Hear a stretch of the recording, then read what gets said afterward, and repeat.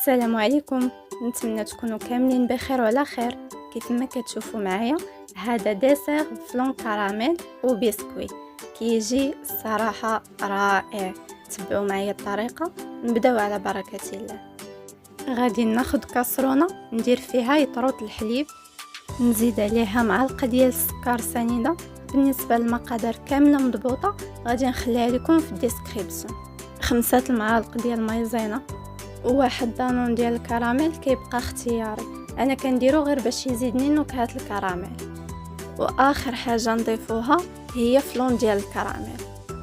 من بعد نحركوا الخليط ديالنا مزيان على البارد، وضروري من التحريك باش ما تلصقش لينا مايزينا لتحت. صافي، ونضيفوا عليه البسكوي نقطعوه، اي بسكوي كيعجبكم ديروه.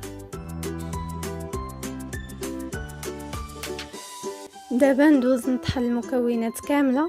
تقدروا تطحنوه بمولينيكس ولا بهذا الضراب هذا، ديروا اللي متوفر عندكم. نطحنوه غير واحد 3 دقائق بركه.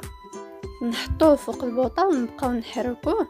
ضروري عمليه التحريك حيتاش كيف ما سبق ليا وقلت لكم باش ما تلصقش لكم المايزينا لتحت.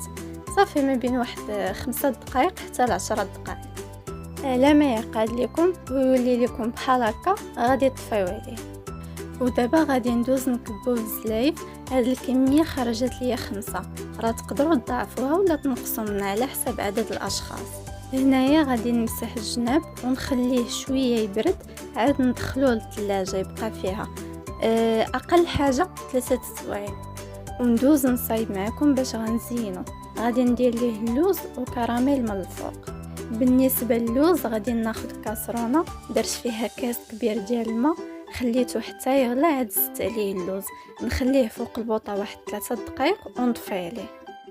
من بعد نحيد ليه القشور ديالو هكا. انا كتعجبني هاد الطريقه ديال اللوز، حسن ما نشريه مالح وندكو بمهراس. دابا نديرو في مقله يتحمر عاد ندكو. بالنسبه للكراميل غادي نديرو غير بالسكر سنيده. صافي، هنايا من مور ما دازت واحد 4 سوايع خرجته وغادي نزينه. كيكون هذا هو الشكل النهائي ديالو، كيجي قاصح من الداخل والمذاق ديال الكراميل يا سلام. نتمنى انكم تجربوه ويعجبكم. نتلاقاو في فيديو اخر ان شاء الله مع وصفه اخرى. خليتكم على خير.